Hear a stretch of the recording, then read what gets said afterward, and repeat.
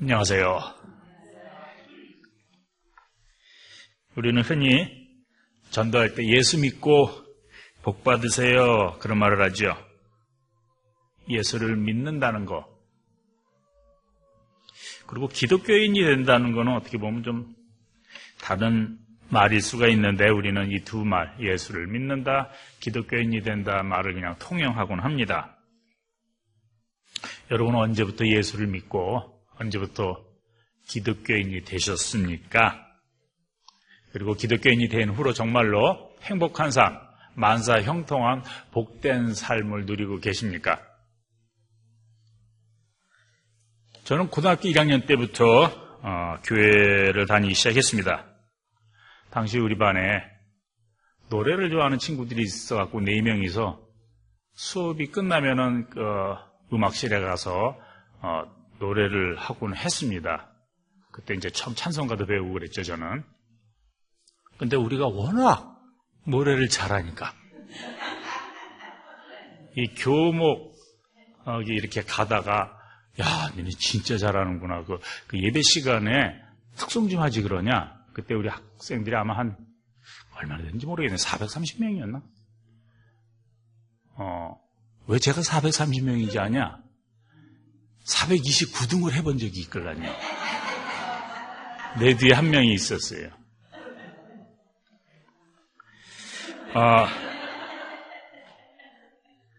근데 제가 1등도 한 적도 있어요. 어쨌든 그때는 이 신일고등학교가 기독교 학교이기 때문에 아마 매주 수요일인가 예배를 드렸던 것 같아요. 그래서 우리가 그냥 한 1, 2년 진짜 주구장창 찬송도 하고 특송도 하고 그랬죠. 이 멤버들이 토요일만 되면은 그때 YFC, Youth for Christ 라는 그런 모임에들 갔어요. 거기 이제 그러니까 빌리 그레함도 오고 뭐 김장한 목사님이 아마 그때 그런 데서 활동했을 거라고요. 거기 다니다 보니까 저만 교회를 안 나가더라고요. 그래서 그 다음에 이제 교회를 다니게 됐죠. 그럼 제가 그 이후로 모든 일이 형통하게 풀렸을까? 정통한 소식통에 의하면 이제 제가 고등학교를 조기 졸업했다는 설도 있고 몇 년간 방황의 시절을 보냈죠. 미국에 와서도 찌들어지게 가난한 생활 가운데 하루하루 절망과 원망과 무기력 속에서 생활하긴 했습니다. 누굴 만날 때까지는. 제가 교회를 처음 방문했을 때 목사님한테 물었습니다. 믿음이 뭐예요? 그랬더니 그 목사님이 이렇게 대답하십니다. 예수를 구주로 믿는 거지 뭐. 믿음이 무엇입니까? 그 믿음에 대한 정의를 구하는 나한테 믿음이 믿는 거지 뭐. 이렇게니 답이 될 리가 없지요. 예수를 믿는 거지. 사실은 지금은 이제 그 말이 무슨 뜻인지 조금 알겠어요. 근데 그러기까지는 오랜 시간이 흘렀고 많은 고통과 고민의 시간, 각고의 노력의 시간을 보냈습니다. 우리가 흔히 교회에서 믿음의 조상이라고 칭송하는 아브라함도 이런 어려운 시간을 보냈습니다. 오늘 읽은 본문이 이렇게 시작합니다. 이런 일들이 있은 후에, 우리 보통 성경 읽을 때 이런 일들이 있은 후에 이런 구절은 그냥 대충 넘어가 버리죠. 외울 만한 구절이 아니잖아요. 근데 저희들에게는 이걸 전공으로 공부하는 사람들한테는 이런 일들이 있은 후에 요거가 상당히 궁금한 구절이에요. 이런 일들이 뭘까? 왜 이런 일들이 있은 후에 오늘의 본문이 드러날까? 다른 말로 하면 오늘 본문을 이해하기 위해서는 이런 일들이 무엇이었는지 그걸 살펴봐야 된다는 말입니다. 그래서 이런 일들을 살펴보면 이렇습니다. 창세기 12장에서 하나님이 아브라함과 사라를 불러내지요. 내가 살고 있는 땅, 내가 태어난 곳, 내 부모의 집을 떠나서 내가 너한테 보이는 그 땅으로 이사가라고. 우리 이민 온 사람들 혹은 유학 온 사람들한테는 아주 피부에 와닿는 그런 표현이지요. 네가 편안하다고 생각하는 그 자리를 떠나서 하나님이 새롭게 보여주시는 그런 미지의 세계로 가라. 하나님의 약속을 믿고 불투명한 그런 미래를 향해서 이제 아브라함과 사라가 떠나죠. 그러면서 각종 시험과 시련을 맞게 됩니다.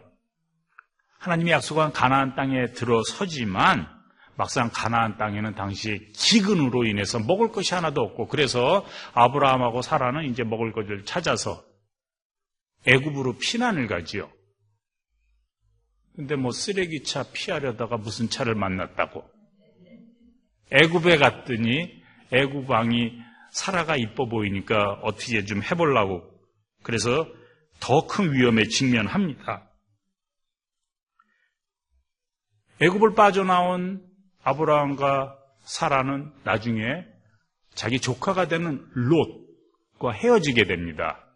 뭐 창세기에서 14장에 나중에 이걸 아름답게 설명을 하려고 하지만 사실 보면은 그게 동족 간의 갈등, 가족 간의 분쟁을 말하고 있는 것입니다. 그래서 갈라집니다. 이런 일들이 있은 후에 바로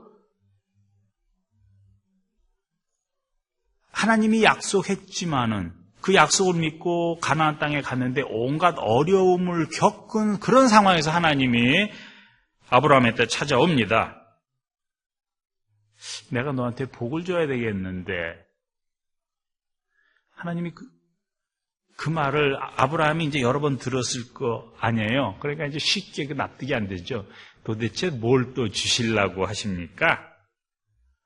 나한테는 자식도 없고 내 종 엘리에셀이 있으니 엘리에셀한테나 주시죠. 아주 점잖게 거절하는 모습이죠. 마음이 불편해하는 그런 상태에서 나오는 어떤 투정입니다. 약속한 후손이 없는 상태에서 무슨 땅이고 기업이고 소용이 있겠나. 기다리다 지쳤으니까 이제 그만 좀 하시고 하는 그런 뼈 있는 그런 이제 말투가 되는 겁니다. 이 이야기가 우리들에게 주는 교훈이 두 개 있습니다. 신앙생활을 하는 우리들에게 두 가지 교훈이 있는데, 하나는 믿음에 대한 것이고 또 하나는 이 믿음과 실질적으로 관련된 어떤 개념인데, 이해, understanding 하려는 그런 노력입니다. 믿음하고 faith, understanding, 이해. 요거는 서로 잘 어울릴 것 같지가 않습니다. 대체로 보면은 이해를 못하니까 믿는 거지, 혹은 믿는다고 할 때는 이해할 수 없는 영역을 가리키고 있는 말처럼 들립니다. 그래서 믿음하고 이해는 서로 뭐 상반되거나 별 관계없는 걸로 생각하기 쉽습니다. 우리가 보통 기도할 때 자신이 원하는 것을 요구합니다. 오늘 아브라함도 보면은 자기 상태를 지가 잘 아니까 내게는 자손이 없는데 내 몸종인 엘리에셀한테 주시죠. 기도를 들어주는 대상, 하느님이 내 기도를 들어주리라는 확신이 있지만, 또 하나는 혹시라도 내 처지를 잘 모를까 봐 조분조분 설명을 하는 경우죠. 마치 이 닥터들은 잘 알겠지만 환자들이 닥터한테 가면 그런데요. 내 지금 상황이 이러저러하다. 그러니까 이런 처방을 달라. 의사가 자기 병을 고쳐주리라는 믿음으로 갔는데 의사가 잘 모를까 봐 내가 여러여러한 거 있으면 좋겠는데, 그러면 의사 입장에서 볼 때 자기가 좋은 걸 주고 싶어도 줄 수가 없잖아요. 환자가 이미 자신의 원하는 처방을 내리기 때문에 그렇습니다.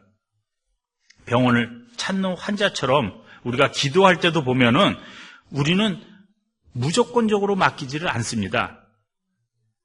우리의 의견을 따라서, 우리의 이해를 따라서 조심스럽게 기도 제목을 내놓습니다. 이렇게 기도할 때도 우리가 환자가 의사를 보는 것처럼 믿음과 이해의 영역이 섞여 있습니다. 완전히 분리되어 있는 것은 아닙니다. 아브라함의 기도에 하느님이 이렇게 대답합니다.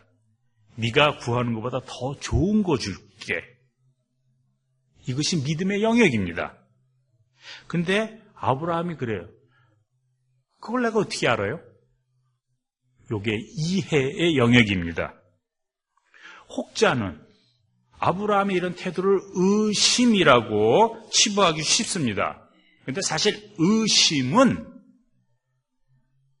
몰라서 묻는 거를 의심으로 하는 게 아니라 믿음을 두 개 가지고 있는 것을 의심이라고 합니다.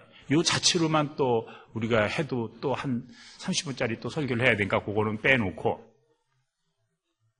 어떻든 의심이라는 것은 두 개의 믿음을 갖고 필요에 따라 여기도 왔다가 저기도 갔다가 그러는 겁니다. 오늘은 어디 더 썬데이에 어디 재밌는 행사가 있으니까 거기를 가자. 요것도 믿음이에요.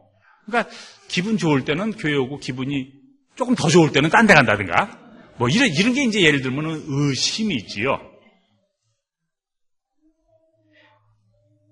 아브라함이 던진 말, 내가 그걸 어떻게 알아요? 하나님이 나 복 주실 거를. 이거는 의심이 아니라 질문입니다. 질문은 이해를 하기 위해서 반드시 수반되어야 하는 어떤 교육 과정의 필수적인 요소입니다. 질문을 통해서 이해가 안 된 것을 내 것으로 만듭니다. 우리가 이런 말이 있어요. 질문을 할 줄 안다는 것은 다는 안다는 얘기예요. 전혀 모르면은 질문도 못해요. 그러니까 우리 유명한 분은 질문하라고 그러면 아주 답답하대요. 왜 질문하라고 그러는지. 질문은 내가 알아야지 질문이 있습니다. 왜냐하면 내가 as for me, all I know is that I know nothing. 혹은 이게 공부를 더 하면 할수록 내가 이제 모르는 분야가 생기는 거예요. 아니면 내가 아는 게 지극히 작다는 거. 그랬을 때 질문이 들어가는 거예요. 도통 몰라서는 질문도 안 생기고 어떤 때 내가 다 아는 것 같아. 그래서 질문이 안 생기고 그렇습니다. 믿음은 질문을 포함하는 것입니다. 오늘 6절에 보니까 이런 아브라함이 하느님을 믿으니 하느님이 이것을 의로 여겼더라, 이런 표현이 있습니다. 아니, 의심 많은 질문하는 아브라함이 그래요, 하나님 믿는다. 그러니까 하나님이 이걸 의로 여겼대. 요 말, 아브라함이 하느님을 믿으니까 하느님이 이것을 의로 여겼다, 이 말이 하박국 선지자로부터 시작해갖고 사도 바울, 그 다음에 루터, 그 다음에 무슨 개신교, 이 모든 게 이르기까지 아주 많은 영향을 끼칩니다. 아브라함이 하나님을 믿었다. 뭐를 믿었을까? 하나님의 존재를 믿었을까? 귀신들도 믿는다고 그랬습니다. 하나님에 대한 교리, 신조를 믿었을까? 혹은 믿어지지 않으니까 미슈입니다 했을까? 자기 암식. 우리가 얘기했듯이 하나님을 믿는다. 그거는 하나님의 믿음을 나의 믿음으로 받아들인다, 그 말입니다. 이것도 또 자세히 설명하면 오래 걸리겠네요. 하나님의 믿음이라는 건 하나님의 가치관입니다. 하나님의 비전입니다. 하나님의 꿈. 그것을 내 가치관, 내 비전, 내 꿈으로 받아들이는 것이 우리가 하나님을 믿는다고 합니다. 예수를 믿는다? 예수의 가치관, 예수의 꿈, 예수의 소망, 그것을 내 꿈과 가치관과 소망으로 받아들인다는 것이 예수를 믿는다는 그런 얘기입니다. 예수를 믿으면 예수가 제자가 되는 거고, 하나님의 믿음은 하나님의 아들이 되고 딸이 되는 겁니다. 믿는다고 고백하지만 아브라함의 생각과 연륜이 짧아서 하나님의 생각에 닿지를 않아요. 그래서 질문하는 거지요. 이해가 안 되니까 그냥 믿나? 안 되면 질문해야죠. 될 때까지. 그런데 교회에서는, 특히 한국 교회에서는 이런 교육 과정을 믿음이 없는 것으로 치부합니다. 의심한다고 치부하고 디스커리지 시키죠. 그래서 믿음이 자라지 못합니다. 그러니까 교인들이 자기네 원하는 방향을 찾아서 이리저리 멋대로 뛰어다니게 됩니다. 의심입니다. 믿음을 여러 종류의 믿음을 갖게 되는 겁니다. 질문하면 믿음 없다고 의심한다고 이렇게 면박을 주니까. 마치 어린아이가 이렇게 자라나서 보면 이게 뭐야? 왜 그래? 질문을 자주 합니다. 그럴 때 그냥 쥐어받고 야단치고 질문 못하게 하면은 애가 기가 죽어갖고 주눅이 들어서 잘하지를 못하겠죠? 몸은 잘하는지 몰라도 생각할 능력을 잃어버리게 됩니다. 사지선다형은 잘 고를지 몰라도 자주적인 사고를 못합니다. 많은 한국교회 실정이 그렇습니다. 다시 본문에 로 돌아와서 여러분들이 잘 안 들어보신 얘기 한 가지를 하면은 여기 특이한 사건이 하나 있어요. 고대 근동의 어떤 언약 예식을 보여주는 장면인데, 언약 예식이라기보다도 우리가 실제 보면 어떤 컨트랙을 맺는 것과 같아요. 계약 준수 무슨 사인 예식이라고 보면 어떨까 모르겠어요. 동물을 잡아가지고 반을 딱 잘라요. 그리고 쪼개놓고 난 다음에 그 사이를 언약을 맺는 관계에 있는 사람이 한 번씩 지나가요. 왜냐? 내가 언약을 안 지키면 이렇게 될 거다.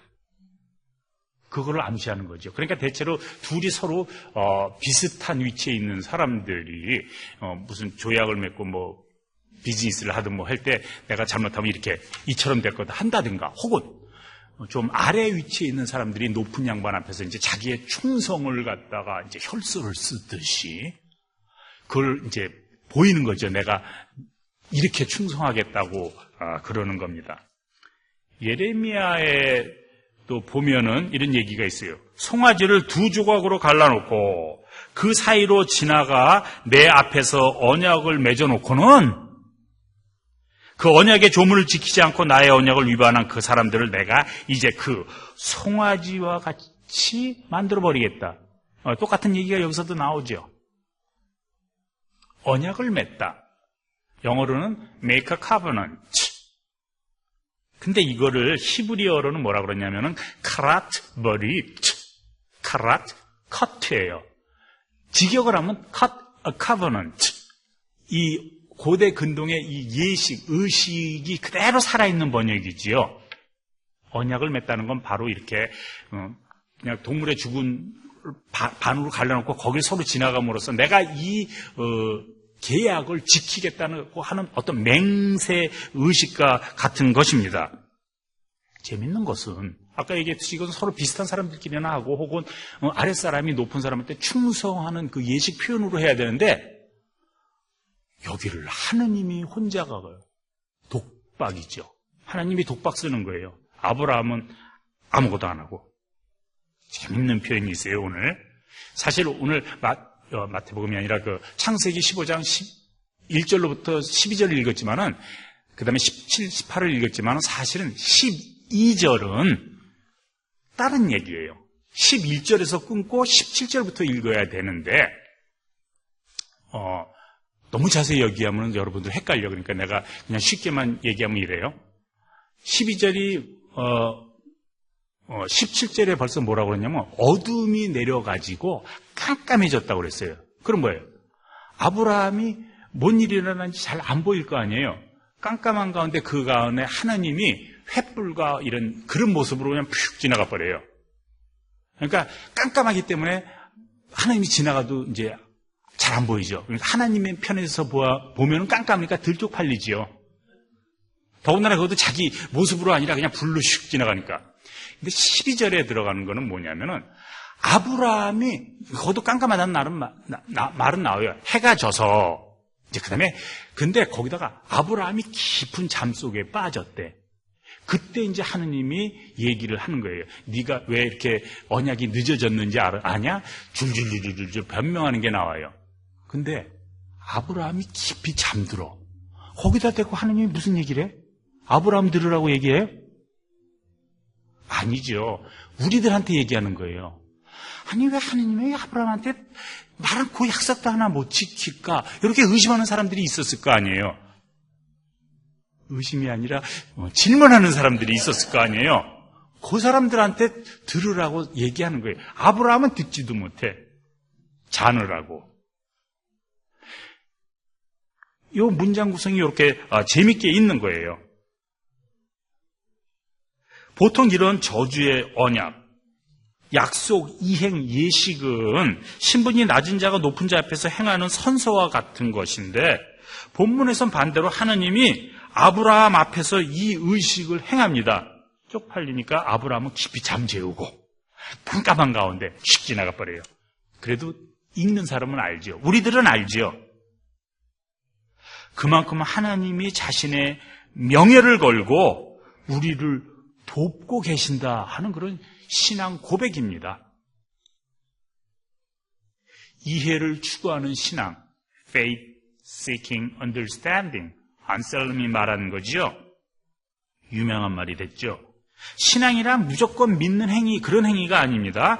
믿음과 이해는 동전의 양면처럼 불가분의 관계입니다. 우리가 오늘 본문을 통해서 본 첫 번째 교훈은 하나님의 계획을 아브라함이 몰라요. 그런데 독자들은 알아요. 아브라함은 자느라고 모르지만 독자들은 이미 그 설명된 것을 통해서 압니다. 지나고 보면은 우리가 지나온 날들을 회상해 보면 인생을 어떤 분들은 70, 80, 짧게 살아야 그냥 한 40사네요. 이렇게 돌아보면은 하나님이 나랑 함께 했구나 이거 알아요. 저 같은 경우도 어려운 시기를 보냈지만은 그 어려웠을 때 함께 했구나 하는 걸 알아요. 지난번에 어느 분이 그 묵상에서도 말씀하셨지만 풋프린트, 아주 유명한 그 싣구 있잖아요. 누가 졌는지 몰라도 이렇게 발자국이 2개씩 이렇게 있다가 보니까 하나밖에 없어. 내가 너무나 어려웠을 때 그때는 안고 갔다는 거예요. 그러니까 하느님이 독박을 썼던 거지요. 내가 아플 때 하나님도 아프다 그런 말입니다. 내 모든 짐을 하나님이 독박 쓰셨다 그런 얘기예요. 우리는 장성한 신앙, 어른의 신앙을 가져야 합니다. 질문하는 어린 아이에게 윽박 지르기보다는 너그러운 마음으로 용납하고 그 아픔을 내 것처럼 아파하는 것이 하느님의 믿음이고 장성한 신앙인의 모습입니다. 하느님은 더 이상 저 위에 어딘가 높은 데에 앉아 계신 것이 아니라 내려와서 우리 옆에 함께 계십니다. 이것을 가르치는 것이 오늘 본문의 뜻이 아닐까? 오늘은 그냥 막 생각해 봅니다. 행복한 한 주간 보내시기 바랍니다.